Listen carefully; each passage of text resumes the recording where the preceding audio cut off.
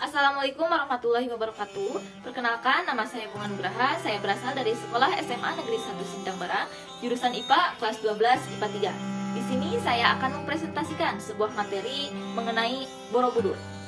Saya juga mempunyai judul materi tersebut, yaitu Borobudur merupakan warisan dunia dan aset negara. Kita langsung saja ke materinya. Kita ke materi yang pertama, yaitu sejarah dari Candi Borobudur. Borobudur adalah nama sebuah candi Buddha yang terletak di Magelang, Jawa Tengah. Lokasi candi ini adalah kurang lebih 100 km di sebelah barat daya Semarang dan 40 km di sebelah barat Laut Yogyakarta. Candi ini didirikan oleh para penganut agama Buddha Mahayana sekitar tahun 800 Masehi pada masa pemerintahan Wangsa Sailendra. Borobudur merupakan salah satu peninggalan sejarah terindah dan terbaik di dunia yang tercatat dalam daftar warisan sejarah dunia dan sebagai salah satu dari 7 keajaiban dunia. Borobudur mempunyai bentuk bangunan yang tiada ada duanya di dunia. Pada kurun waktu yang sesuai dengan antara 760 dan 830 Masehi, masa puncak kejayaan Wangsa Sailendra di Jawa Tengah, yang kala itu dipengaruhi kemaharajaan Sriwijaya. Pada masa itu, pembangunan Borobudur diperkirakan menghabiskan waktu 75 sampai 100 tahun lebih dan benar-benar dirampungkan pada masa pemerintahan Raja Samaratungga pada tahun 825.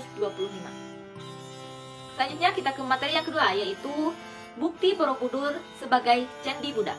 Yang pertama di sini ada raja. Terdapat kesimpangsiuran fakta mengenai apakah raja yang berkuasa di Jawa kala itu beragama Hindu atau Buddha.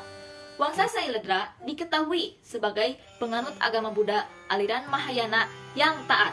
Akan tetapi, melalui temuan prasasti Sojomerto menunjukkan bahwa mereka mungkin awalnya beragama Hindu Siwa. Pada kurun waktu dibangun berbagai candi Hindu dan Buddha di dataran Kedu. Candi dengan banyak stupa didirikan oleh para penganut agama Buddha Mahayana sekitar tahun 800-an Masehi pada masa pemerintahan Wangsa Sailendra. Borobudur adalah candi atau kuil Buddha terbesar di dunia, sekaligus salah satu monumen Buddha terbesar di dunia. Yang kedua, monumen. Ini terdiri atas 6 teras berbentuk bujur sangkar yang di atasnya terdapat 3 pelantara melingkar. Pada dindingnya dihiasi dengan 2.672 panel relief dan aslinya terdapat 504 arca Buddha. Yang ketiga ada koleksi. Borobudur memiliki koleksi relief Buddha terlengkap dan terbanyak di dunia. Stupa utama terbesar terletak di tengah sekaligus memahkotai bangunan ini, dikelilingi oleh 3 barisan melingkar 72 stupa berlubang yang di dalamnya terdapat arca Buddha tengah duduk bersila dalam posisi teratai sempurna dengan mudra, sikap tangan, dan macakra mudra memutar roda dharma. Kita ke slide selanjutnya, yaitu ada arsitektur Candi Borobudur. Arsitektur Candi Borobudur. Borobudur amat berbeda dengan rancangan candi lainnya.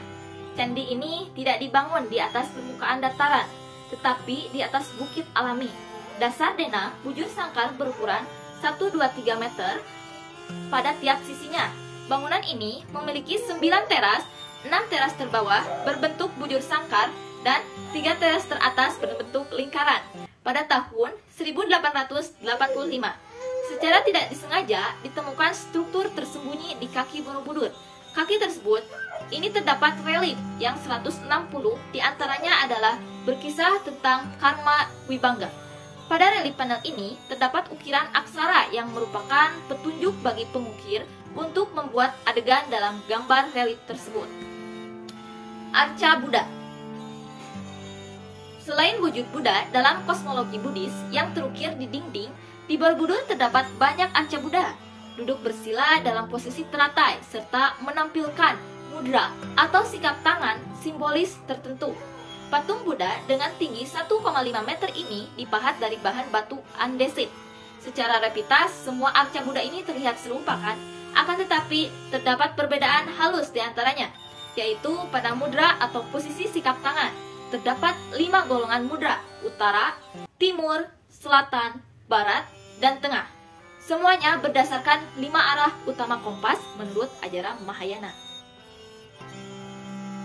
Nah, kita lihat di atas ini ada berbagai banyak arca. Nah, di sini kita bisa lihat bentuk atau sikap tangan dari berbagai arca tersebut. Di sana ada Dhyana Mudra, ada Bumispara Mudra, Abhaya Mudra, Dharma Cakra Mudra, dan Wara Mudra. Nah, masih banyak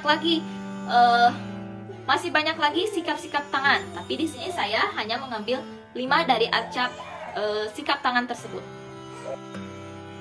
Baik, kita ke slide selanjutnya, yaitu Borobudur sebagai warisan dunia dan aset negara. Pencapaian estetika dan keahlian teknik arsitektur yang ditampilkan Borobudur, serta ukurannya yang luar biasa, menjadi bukti keagungan masa lalu dan telah membangkitkan kebanggaan bagi bangsa Indonesia, sebagaimana peran Angkor Wat bagi bangsa Kamboja. Borobudur telah menjadi simbol yang kuat bagi Indonesia sebagai saksi kejayaan masa lalu. Soekarno menegaskan dengan mengajak tamu-tamu negara mengunjunginya, sementara pemerintahan Soeharto menyadari makna simbolis dan potensi ekonominya, secara tekun menggelar proyek pemugaran untuk memulihkan monumen ini dengan bantuan UNESCO.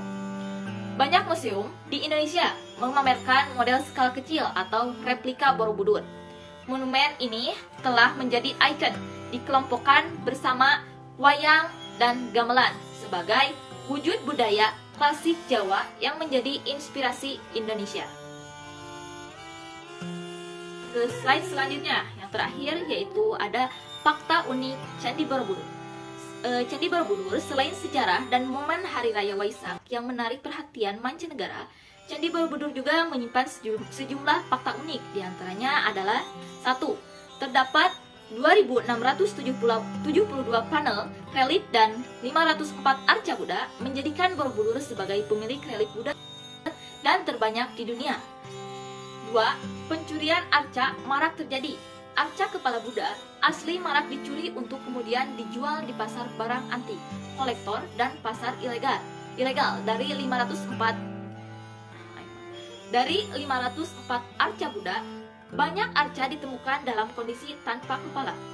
Yang ketiga, Candi Borobudur pernah dibom. Wow, 2 tahun setelah pemugaran kedua, 21 Januari 1985, sebanyak 13 bom diletakkan pelaku di sejumlah stupa kecil. 9 dari 13 bom tersebut meledak dan menghancurkan ratusan balon batu. Pemerintahan Hindia Belanda serahkan arca berharga ke Thailand dan Inggris. Pemerintahan Hindia Belanda kala itu memberikan cuma-cuma artefak candi dalam jumlah banyak sebagai buah tangan kedatangan Raja Thailand Chulalongkorn II. Yang kelima, pemerintah Hindia Belanda sempat mendirikan warung kopi di puncak stupa saat pertama kali ditemukan. Baik, tadi merupakan beberapa ulasan mengenai materi Candi Borobudur. Nah, kita sebagai warga negara Indonesia patut untuk selalu melestarikan keanekaragaman yang ada di negara kita ini. Apalagi Candi Borobudur. Candi Borobudur ini kan sebagai warisan dunia harus menjaga dan selalu melestarikan, memperkenalkan budaya-budaya kita dimanapun kita berada. Sekian dari saya, mohon maaf jika terdapat banyak kesalahan dari saya, dari kata maupun perbuatan. Wabillahi taufiq wal hidayah. Wassalamualaikum warahmatullahi wabarakatuh.